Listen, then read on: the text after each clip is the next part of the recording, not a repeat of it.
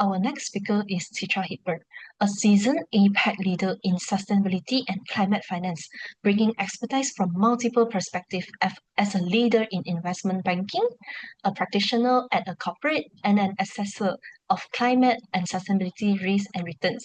She will explore how ESG performance shape investor perceptions and drive long-term value. Chitra has worked in this arena from multiple angles, most recently spending over 6 years as MSCI's APAC Head of Sustainability and Climate, where she was also head of Southeast Asia and South Asia for their client-facing operations. She will be moderated by Jenifer Thien, our council member for CGM, who brings her own wealth of experience in sustainability and corporate strategy. Without further ado, I will now pass the floor to Jenifer and Chitra. Thank you so much. Thank you so much, Jetian. I just want to check, you can hear and see me, yeah, Jetian? Yep, I can. Okay, perfect.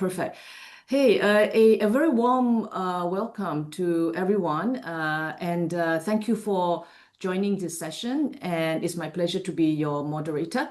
So let me just take a few quick moments to give a few words before I pass the floor to Chitra.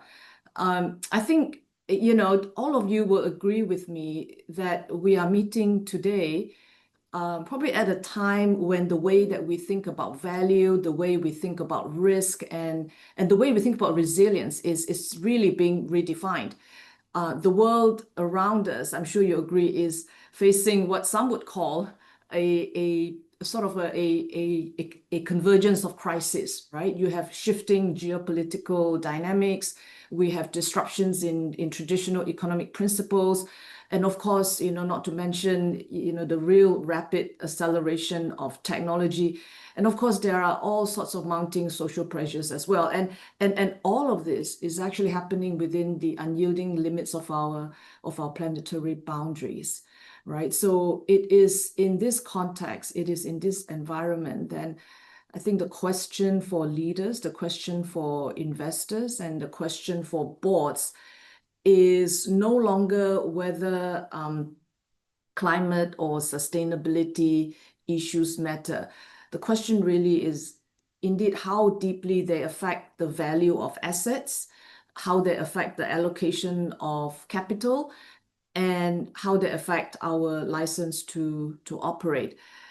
And that's where climate risk assessments and ESG comes in, right? ESG data and analytics, you know, they do give us valuable insights on where risk lies, you know, whether the risk is associated with regulatory, reputational, or operational. But data alone is really not enough. And what really matters is how organizations, you know, how businesses use those insights, you know, how they embed sustainability into strategy, how they demonstrate resilience, and ultimately how they win the trust of investors and stakeholders. So in our discussion with Chitra today, we'll explore some of these themes. And really what we're going to talk about is not only the theory, but also about putting some of these into action and aligning ambition with meaningful and real world impact. Yeah, so I'd like to now pass the floor to Chitra. And just before that, just a reminder to the audience that we will have time for Q&A, so do pop your questions, do continue to pop your questions into the Q&A box. And we plan to wrap up just a few minutes before the top of the hour so that we can allow everyone to get ready and set up for our next session. Yeah. So with that, Chitra, I want to pass the floor to you, you know, for us to hear your views on this very exciting topic, Chitra.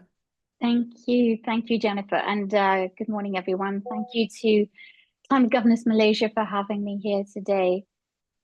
So I do have a deck, and I confess there's a lot on it, but it will be shared with you later. So please don't feel obliged to make copies of it as I'm speaking, and do hang around and ask questions when we're done. Jennifer's got a few questions for me, but also welcome any questions from the audience. So without further ado, if you could just let me know if you can see this. Yeah, yes, we can. Jenifer, We is just it need clear? to put it up on the presentation mode, Chitra. Right. That's the bottom, Just I trying think, the to bottom Oh, right. wait, sorry. Yes. Yeah. Okay, here you go. I'm having a hard time just toggling around my screen. So let me know Perfect. if you can see this. Give me one moment. I do have, sorry, bear with me 1 second while I get, oh, would you allow me to just leave this page for a second because it's not showing up on my screen properly? Can you see it any bigger now, or are you still seeing the slide document? We do see so this is not presentation mode, so we do see the small icons of your slides, but I see. Okay. yeah. Look, So, I am able to do that, but for whatever reason, when it comes up full page, it's sort of moving okay. around on my screen. So if you don't mind, as long as you can read it, Yeah, I'll we go can. ahead. Yeah, This works, Chitra, and I think this works. if Okay, if fine. it's too small for us, I think the audience can You let also me know. tweak it. All right. They can Okay. tweak the size as well. Okay. But Thank please you. go ahead, Chitra. Thank you. All right. Thank you. So I don't know, the world events of the past week have been very, very topical, as you know. So there's been Climate Week last week. And I think, it would be very easy for us to get sucked into all of the challenges that were discussed. And hence, the title is The Challenges of Staying on Course. However, I think we were anticipating this Climate Week in New York, maybe out of some curiosity, really, of how it would hold up to any of the political pressures, or then partly also because there was more science-based data than ever, and also because nature got included into all of these discussions. So I thought it would be good to just start off a little bit by addressing some of these macro issues. Now, when we look at some of the things I've mentioned on this page, these are very critical issues, but they're hovering above, if you like, what countries, companies, and industries, including regulators as well, have to work on in alignment to be able to chart a more congruent path forward. So much of everything you see here falls into the probably can't be controlled, but can be influenced or nudged in the right direction camp. So the changing world order with the geopolitics, so let's just address that right away. This is going to be a key factor in the short to midterm. We also see a way in which global trade and fundamental demand of these supply patterns are in disarray. We're now looking from a human capital perspective, generations that are now in or about to enter the workforce, and they feel very differently about the role of organizations more broadly, and also look at how it pertains to their own choices. Again, 7 out of 9 of the planetary boundaries have already been transgressed. However, we hear that can still be reversed. Climate change as a form of, let's say, physical risk and the total havoc that we see through natural disasters that we saw even just last week in Greater China, that is changing how we look at the impact on lives and businesses.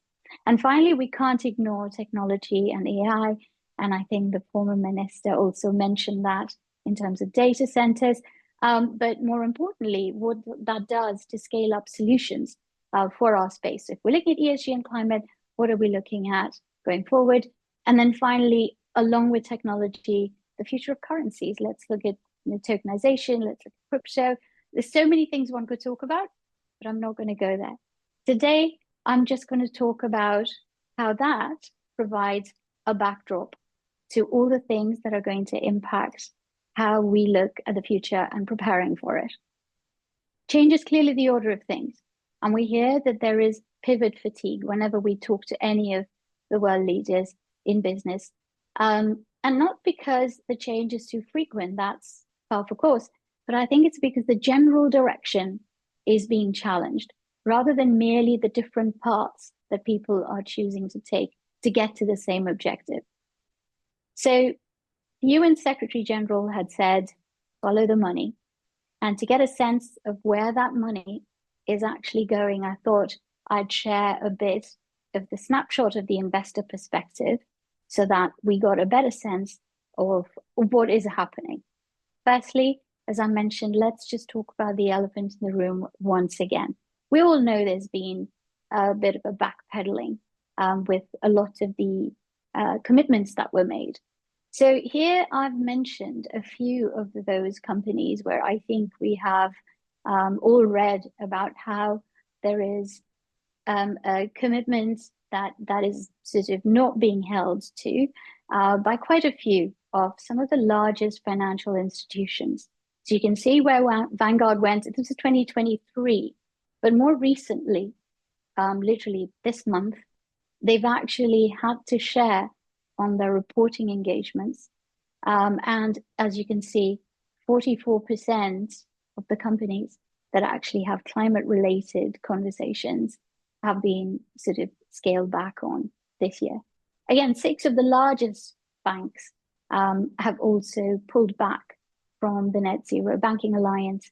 And finally, of course, BlackRock, the largest of the financial institutions on which there is a spotlight for how they've changed their strategy, has to be mentioned. Now, does this mean it changes everything for companies and for investors on how they look forward as to how we follow the money? I wanted to also share some of the other investors that are choosing to address this differently. And I'm starting with one in the US because I know the skepticism is always around. We know what Europeans are doing, but let's look at the US. So the New York State Common Retirement Fund pressured BlackRock on its climate voting records. And the whole reason they did that is because they're not changing their transition trajectory. So they're still interested in staying on track. And they felt that their manager, BlackRock, wasn't doing what they needed to stay on track. To add to this, obviously, there are a lot of other institutions that I thought I should highlight and share with you. So notably, you have Climate Action 100, which is a very large body. Again, they have moved away from saying reporting emissions is truly not enough. We now need credible transition plans. By the same token, what we're also looking at is the Norwegian institution, the government pension fund, NBIM, as we call it, are looking at both. They're looking at transition risk and at physical risk. And they want institutions to start not just to report, but then they have to talk about what they're doing in order to mitigate. So when they look at real estate and infrastructure investments, of which they have many, I think they have a global portfolio of these real assets. They've publicly stated that they are conducting a detailed analysis on sea level rise, flooding, extreme weather events, and how these assets are choosing to respond to this. And so this is, going beyond ESG. It's a direct assessment on how physical climate change threatens the value of all of their assets, which are global. And the same things happening as well from a transition perspective, where they're looking at what are you choosing to do and what are you choosing to not do in order to belong to that transition economy. The Dutch pension fund has chosen not to renew its mandate with BlackRock and LGIM, and it's picked up a different manager that will uphold some of those commitments. And finally, if I look at ACSI, which is the Aussie regulator, Australian Council of Superannuation Investors, they have decided to focus on board literacy on all matters to do with climate competence. This becomes more and more important because when you think about it, while everyone's been very focused on the what in the reporting, I think AXI is now moving towards who and who is making those decisions. So all of these examples, only illustrate that things are not changing globally. They might be changing with some investors, but not entirely with everyone. And certainly investors continue to dig deep into the metrics, not just reported data. So let's talk a little bit about that. We did say that, metrics are going to be key. And what sort of metrics are we looking at that are going to move the needle? First, I thought it might be useful to take a peek at how metrics themselves are evolving. We've looked at the past few years. I thought it would also be interesting to juxtapose the different regions between each other so you could see that it isn't entirely harmonized, and it is perhaps a good thing at the moment that we have the opportunity to focus on what's important. And for each of these regions, they've chosen to go about it very differently. So I'm not going to read all of this out, but I think what is clear from what we see, and one of our large global events that we just had a couple of months ago, we had one of the world leaders state that Europe, while it was staying on track, was going slightly sideways in terms of looking at what metrics mattered, while in North America, they were looking at a backstep, whereas APAC was still on track. And if we look at it from that perspective, then the box to the right-hand corner at the bottom makes perfect sense. Pragmatic transition, and certainly for Asia, makes perfect sense looking at the industries that are prevalent here, the role that Asia plays in the global supply chain, looking at the natural resources at their disposal. And I think some might be more blessed with fossil fuels than others, but there are other ways to address this as we're seeing China address it. There are, again, if you look at the map of the world, there's a very interesting one that has popped up recently. You'll find it, which color codes the world into two halves. So it's the entire world outside of Asia that houses half the population of the world, and half the population is actually sitting in Asia. And that tells you a little bit more about where we will see a lot more growth going forward, a lot more consumption, obviously, but that has to be conscious consumption, and that has to be consumption that is based on a transition economy in order for it to be viable, not just from a business perspective, but for the planet on the whole. So this is something I just wanted to highlight as well, is if companies today and countries are lagging behind on any of the metrics that are mentioned here, particularly for Asia, I would say not necessarily yet to the European scale, then it's going to be that much harder to play catch up going forward. Metrics are only meaningful when you start with a decent baseline and you're able to demonstrate the trend and what's being done. So that is, whilst everyone gets the why, I think the, why not, as we've been asked, since some deadlines get pushed out and people feel there's no impetus to take action right now, the fact is playing catch up later on becomes very, very hard if you're not tracking it already. I thought perhaps it would also be useful to touch upon a metric that I know has been front and center, and certainly in Malaysia, I would say, if it comes to board representation and some of the other issues that around DE&I, I have seen a lot of progress being made, and so I thought it would be helpful perhaps to touch on this as well. Again, if you look at it across the different regions, there has been very different incentives for wanting to focus on DE&I. And if we look at that, the progress of that journey, it's been very, very choppy. In some instances, it's gone straight up, and in others, it's been going backwards and forwards. But where we end up again, out of sheer pragmatism, is looking at where does this play into the business incentive to then commit to anything DE&I related. I mean, that is where you can draw a lot from where demographically Japan and Korea are looking at diversity, not necessarily just because they feel it's values-based, more so because of the declining birth rate and their need to have more people in the workforce. Otherwise, there's not going to be much contribution towards their economy, towards their growth, towards their pension funds and savings. I mean, number of reasons why that makes perfect sense.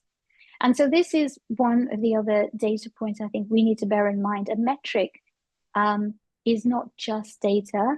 A metric has to serve a certain purpose. And in this case, if we go purely on pragmatism and how that contributes to the economy, then one can easily see where those advantages lie. It might now be prudent to sort of look at what is the approach in Malaysia. And just before I do that, I've sort of been conscious of the fact there are a lot of acronyms in the past two slides that talked about data and metrics, and anyone who is familiar with the ESG and climate change metrics will know that we just love those acronyms. In this deck, while these acronyms do exist, I'm very happy to elaborate on what each of them means and which ones are actually still relevant, because over time, some of them have been made redundant, some others have merged together. So please do feel free to ask any questions that you have here. If we were to think about something that I think Dr. Gary Tezera mentioned in his previous sharing, which was climate is a permanent feature on the agenda, I might just start there, might just start with climate first. So where do we look at in terms of, let's look at the good news first. All this time I've been sort of focused on let's start with what's not working, but let's start with what's working. So at the moment, the Notre Dame Global Adaptation Initiative, so the NDC GAIN, as it were, the readiness score puts Malaysia at 54 out of 198 countries. Now that's actually not a bad score at all. And I'm going to break things down a little bit so we can look at what is leading up to that overall readiness score and where are the advantages and how Malaysia might be making the most of it. But then on the other hand, what are the metrics that perhaps have been ignored or underexplored? So if we turn our gaze to the chart that shows you domestic natural hazard occurrence, it's fair to note that 63% is based on an occurrence of flooding. And all the others there are sort of, if you look at epidemic, that's obviously clouded by a lot of what happened during COVID. I do not have the stats for what that looked like 6 years ago. But if we just look at this chart right now, the source is the World Bank for this data, and they look at it across many countries. What becomes key is then trying to gauge that and put a number next to it. So obviously trying to quantify, what does that mean? That occurrence of flooding, what does it mean for the industry I belong to? What does it mean for the assets I own? What does it mean for our economy, for our people? And what does it mean for all the damage control that one is left with at the end of the day? Finally, how does this impact the supply chain? And would that mean that we would have, apart from GDP, but real questions being posed about the sustainability of some of these businesses should this continue to recur? And we'll come to that in a second. I did also want to point out that there are adaptation actions which are prioritized by Malaysia's NDC. Now, when you look at this chart, which is this one here, there's a lot of dots in here, a lot of gray dots, and I thought I should just demystify that a little bit. The dots are maps against some of the critical systems that need an acceleration of adaptation efforts. So to address climate change, there are all of these critical systems that have been mapped out for each of these areas. Like education has only one dot, whereas agriculture, you've got 10. Now, out of those, the ones that are colored are the ones that Malaysia has committed to do something about. So there is a Global Commission of Adaptations report, which is called Adapt Now. A lot of that is This data is from there. So these are the prioritized areas. So you can see there's 2 under coastal zones, 2 under disaster risk management, and 3 underwater. And as I mentioned, because flooding is an issue, that is something to focus on, and it is being done for the most part. So now let's look at what does that mean in terms of, again, I'm following the UN Secretary General's comments about follow the money. This is how you would quantify very roughly what are those losses going to lead to.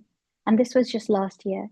But if this continues, if obviously the way we're looking at the number of natural disasters that's taken place in the world it is growing exponentially because climate change is upon us, then you could very easily see, if this continues, that in 4 years' time, data says almost 23% of the GDP stands to be impacted negatively by the frequency of the flooding.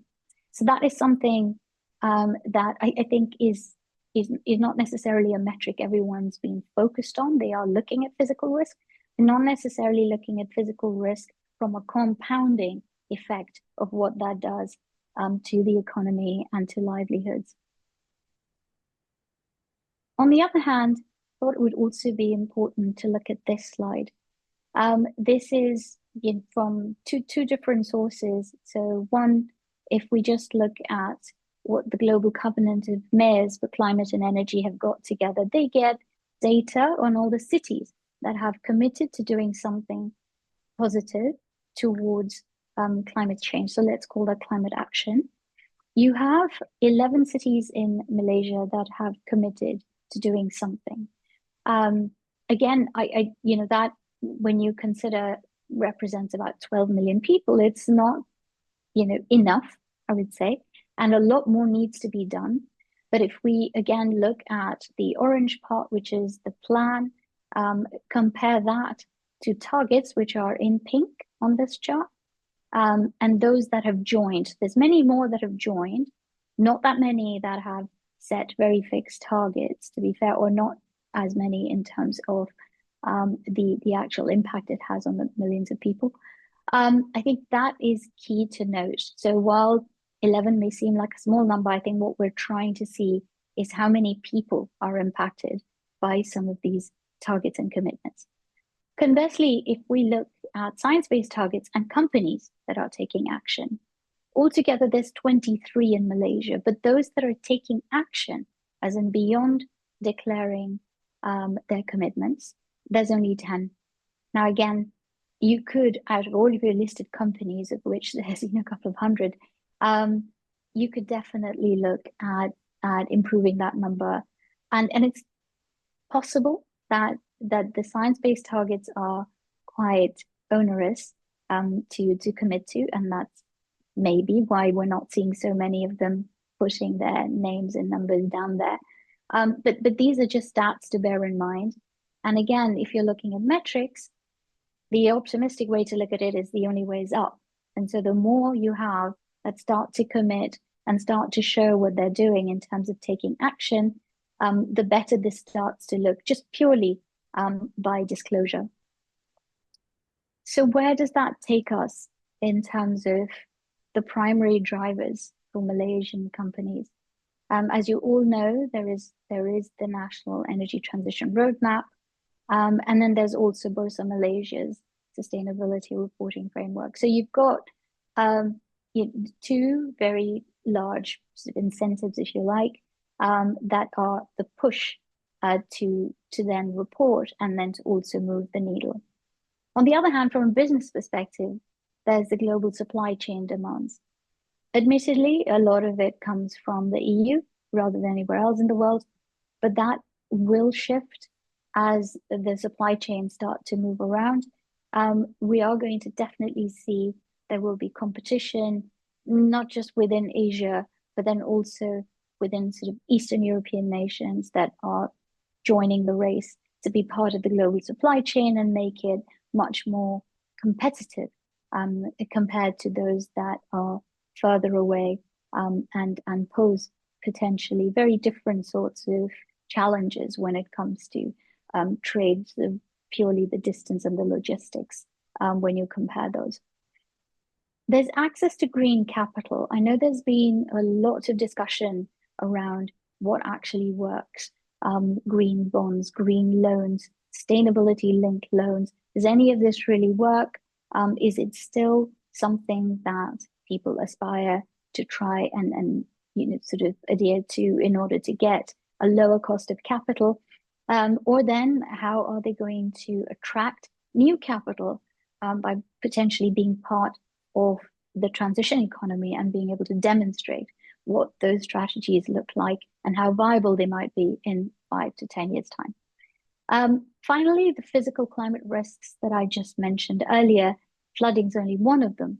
But if you're looking at assets, and a lot of investors, even in Malaysia, I would argue, do have assets overseas that are exposed to different types of physical risk, that becomes a key consideration. Where is your asset safe from some of these, beyond your control natural disasters? And how do you then move your portfolio or adjust your portfolio to then lower those risks?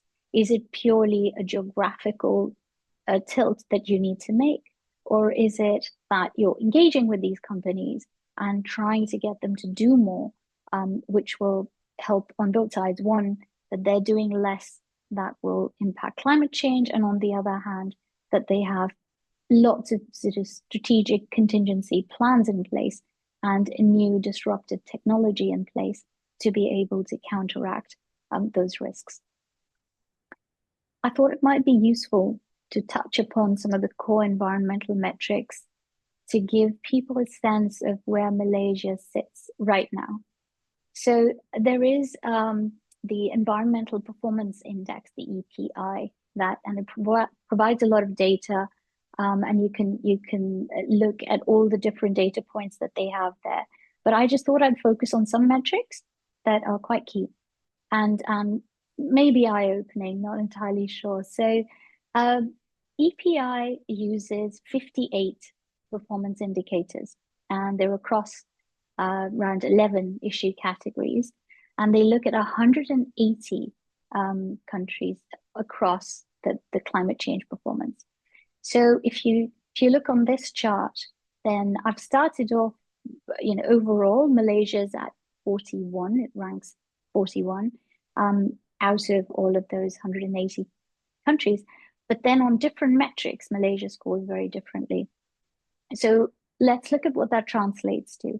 So natural geographical factors are one thing, so that helps in biodiversity in terms of what is already there, but then how you're managing it, and let's say how those sensitive areas or protected areas are then being treated, actually adds up to that score.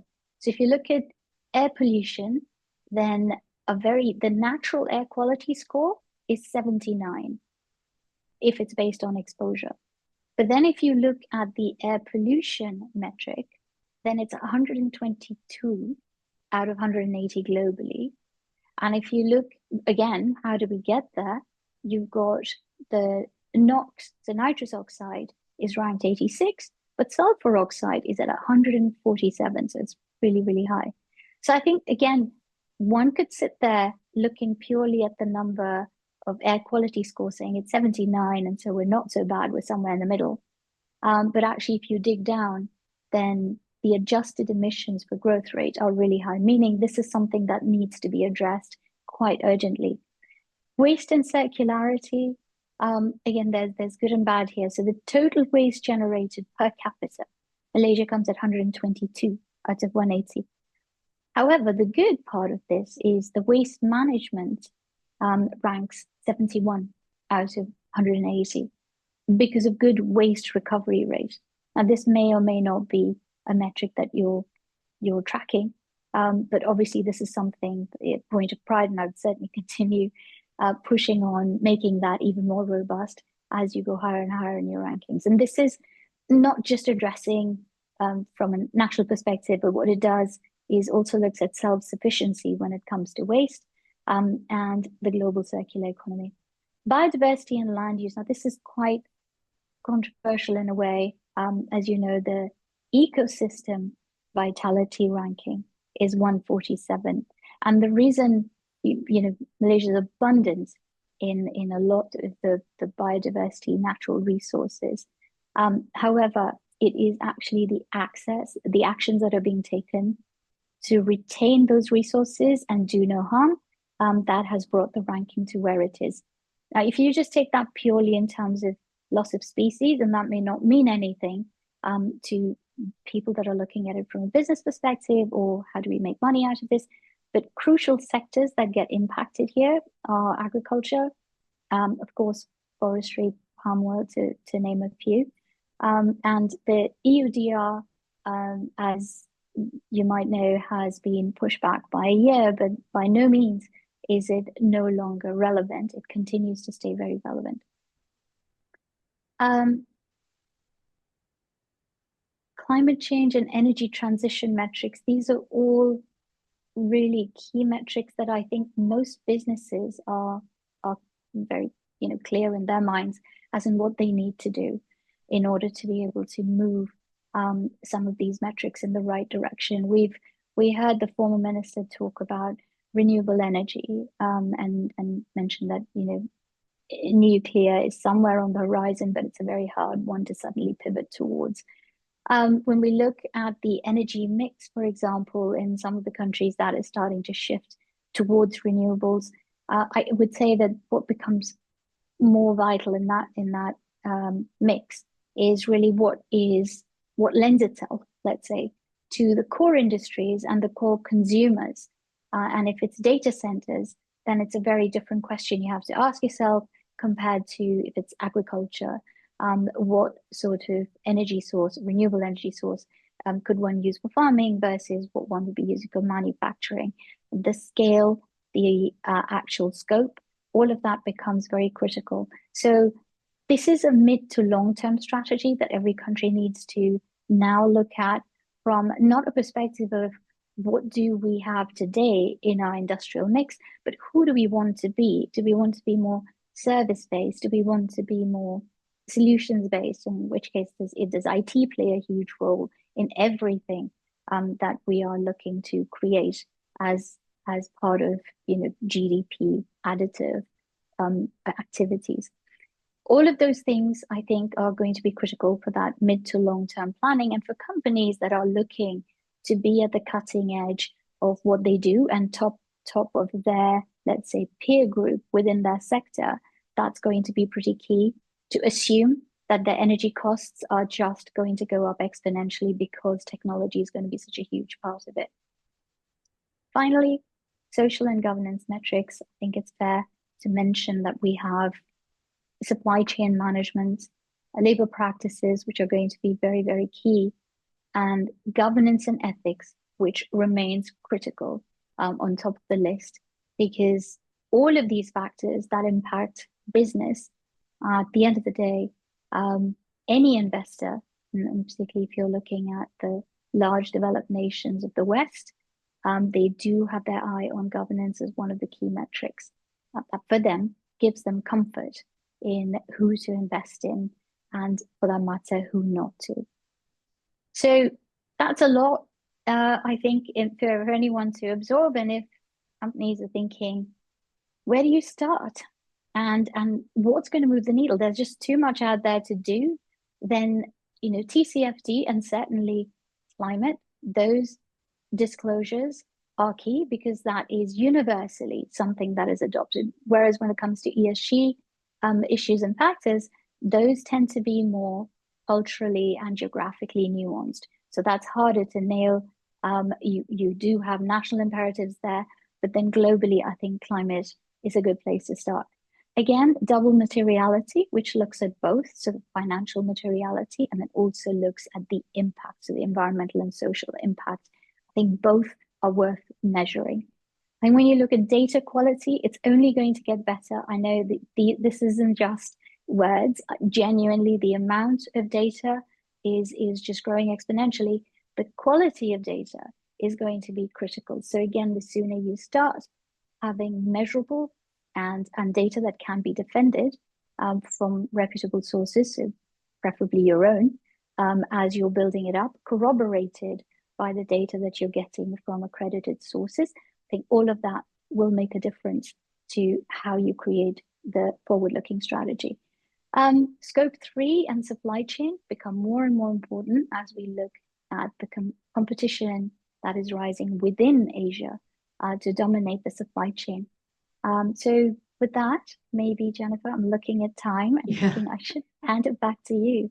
Yeah, it is a very rich topic, Chitra. So thank you for unpacking, all of this for us, and clearly, it helps in terms of just navigating through, the whole topic of ratings, of metrics, and so on, right? So I do have questions, but I prefer that we jump into some of the questions we've got from our audience first. Yeah. Sure. And I still want us to try to aim to close a few minutes before the top of the hour. So I want us to look at the question from Ahmad Azir Irfan Ahmad Sarji. And he asked, Chitra, does SDG goals also influence the alignment of metrics in ensuring no greenwashing happening in business metrics? Right. And then if I may, Chitra, I'll overlay one of the questions I have on this is that, are there any underutilized metrics that become decisive for investor decisions, particularly in the times that we're living in today and over the near term, so if I can overlay that on top of what Ahmad Azir is asking, Chitra. Absolutely. So yes, so the SDG goals matter for two reasons. One, there has been quite a lot of push when I spoke earlier about the double materiality. So the impact that one has, if you start with simply just do no harm, I don't think that is enough these days. We're well past that, the do no harm criteria or threshold. The SDG goals were set so that there would be slightly loftier objectives added on to the business imperative and make it core to the business imperative.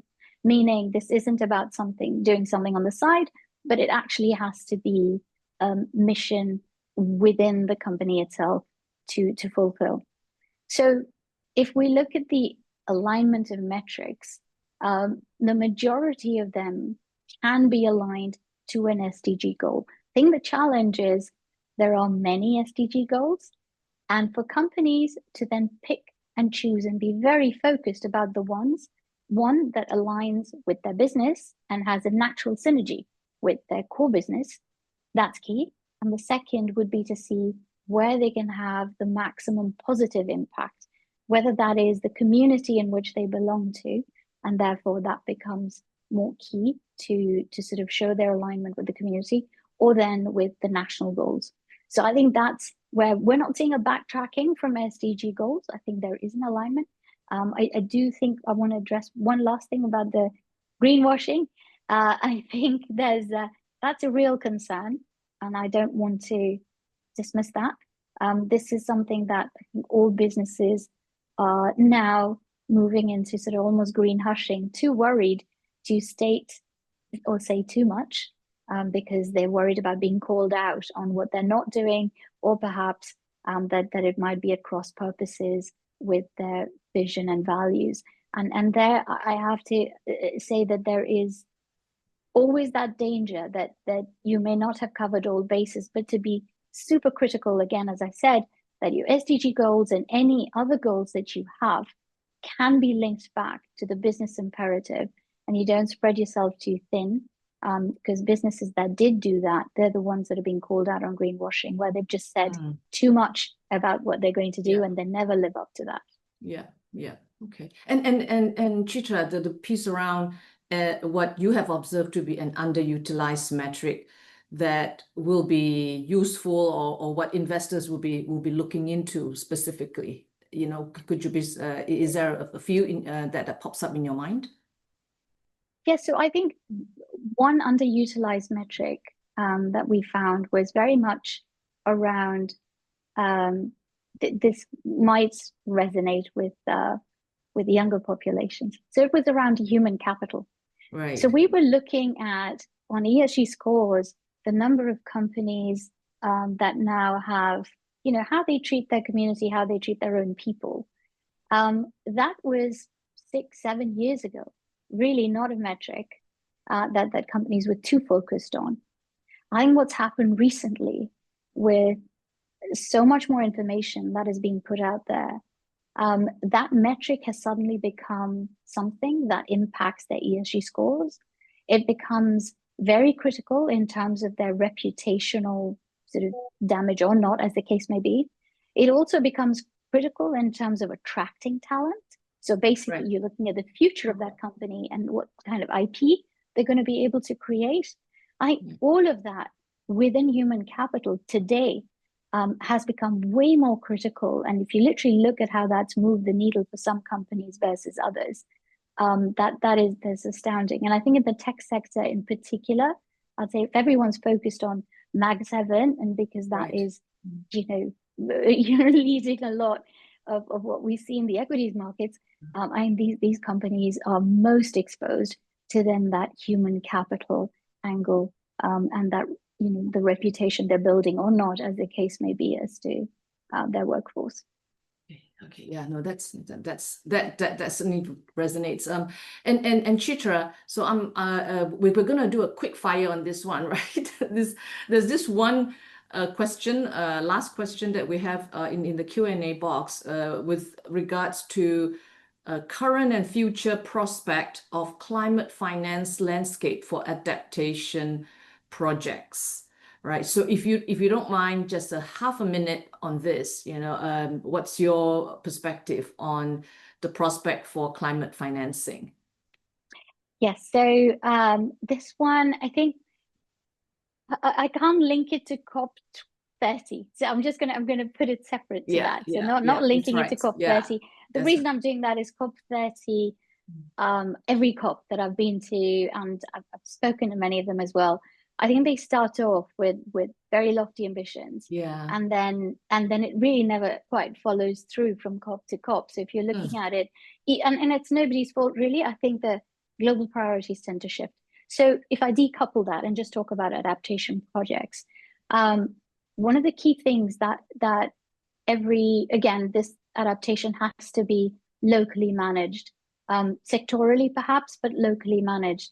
And the reason being, for industries that need to adapt for every country, they differ, widely. So if you look at Singapore, and I know that there's been a little bit of a backtracking recently on the deadlines for reporting, etc. But then you can't compare that to Malaysia, because then you're looking at what matters to Malaysia. And as we heard in the previous session, you actually have a huge dependency, and let's say even a GDP dependency on fossil fuels. So you can't move away from that from overnight. That's not going to happen. And the adaptation has to have a much more, let's say, nuanced pathway for certain industries. And therefore, when we look at how are we looking at the projects, many of them will need a concerted effort at a national level. Many of them are going to require blended finance to step in, because these are mid to long-term projects of how do you adapt something that's already existing, as opposed to simply divesting and moving to something else, which is quicker. But I think because adaptation is mid to long-term and takes so much more time to pull into play, it requires an ecosystem play. And that means for every sector, you have to look across the entire supply chain and see adapting just one sort of aspect of it is not going to be enough, which is why you need regulators and others to step in, provide subsidies, provide programs that look at the entire value chain of that sector and how to adapt it for the future. Yeah, but I would say, Chitra, that as far as financing goes, right? So I would say that if perhaps the quick answer to this is the prospects are good, right? So climate financing, Yes, certainly in yes. Malaysia, it is, Yeah. for credible adaptation projects. I think the quick answer is yes. Certainly the financing landscape is pretty positive. Yeah, on that Yes, point. it is. It's totally positive. Yeah. And I also think looking in, for all things concerning transition, the one thing that came out of Climate Week was we're looking at so much more happening in Asia as opposed to anywhere else. For that sure. I think all eyes are on Asia. And again, if From one were a to move financing away perspective as well. from a financing perspective as well. Yes, So, totally. Yeah. Okay. On that note, I just want to make sure that we allow some time for some of us to step away before the next one. So on that note, a couple of things. We do have in the chat box a comment from Savita, which I think we will be able to respond to you, Savita, offline on the comment that you have. Yeah. Okay. Sure. But otherwise, on behalf of Climate Governance Malaysia, and obviously all of the audience that we have online, Chitra, thank you very much for your perspectives and for educating us, on this very important topic. So I want to thank also the audience for your engagement. So with that, I want to close the session. Please continue to stay on with us for the next session. Jetian, over to you. A huge thank you to Chitra and Jenifer for an illuminating session on the value of ESG performance. Please take a moment to fill out the Zoom survey on your screen before we begin our next session after the video breaks. Westports is a proud advocate of ESG practices, supporting sustainable development goals, and has been recognized as one of 8 global green ports in the Asia Pacific by APSN Greenport. Westports is also known as a garden port, and we have planted over 10,000 mangrove trees, showcasing a dedication to sustainability beyond mere aesthetics. We are proud of our fully Malaysian yet extremely diverse workforce of nearly 6,000 employees, including a strong contingent of women in operations, all playing a vital role in our success. CIMB is a leading focused ASEAN bank with a strong presence in 10 countries across the region. Our strength lies in the diversity of our 33,000 employees, bringing together different perspectives, united by a shared purpose of advancing customers and society. Our purpose is embedded in everything that we do. It's who we are. CIMB is more than just a bank. We impact lives in a meaningful way. We empower communities and uplift economies. Through innovative financing solutions, seamless connectivity, and our rich heritage in ASEAN. Beyond banking, we invest in a better world, delivering sustainable financial services for a fairer world. Together with you, we're here to shape a thriving future for all. At CIMB, we move you forward, built on unity anchored in trust.